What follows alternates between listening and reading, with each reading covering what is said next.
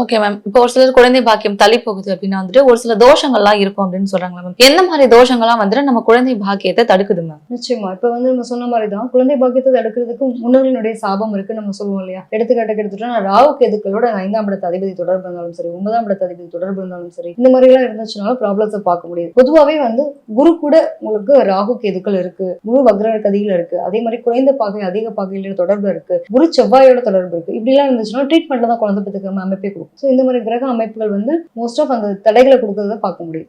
Okay ma'am. இப்போ நீங்க சொன்னீங்கல்ல ராகு கேது இந்த சனியில வந்துட்டு குழந்தை பாக்கியத்தை தடுக்கும் அப்படின்னு சொல்றீங்க. பட் அப்படின்னா என்ன, அதை பத்தி கொஞ்சம் டீட்டெயிலா சொன்னீங்கன்னா நல்லா இருக்கும். நிச்சயமா. இப்ப எடுத்துக்காட்டுக்கு எடுத்துட்டோம்னா ஒரு குழந்தை வீட்டுல வரணும் அப்படின்னா பொதுவா நமக்கு ஒரு குழந்தை பிறந்தோம்னா என்ன சொல்லுவோம், அழகா இருக்காங்க, அப்படியே என்னோட தாத்தா மாதிரி இருக்கு, என்னோட அப்பா மாதிரி இருக்கு, இந்த மாதிரி நிறைய பேர் சொல்லுவோம். அப்போ முன்னோர்களோட தொடர்புடைய விஷயங்கள் என்ன அப்படின்னா சனி, அவங்களுடைய ஜாதகத்துல சனி என்ன மாதிரி ஸ்டேட்டஸ்ல இருக்கு. ஸோ அப்ப இந்த சனி எப்படி இருக்கோ அதை பொறுத்துதான் இவங்களுக்கான நிலைகள் மாறுபடும். பொதுவா முன்னோர்களே பிறக்கிறாங்கன்றதுமே இந்த ஒரு பிராப்தியா நம்ம பார்க்க முடியுது.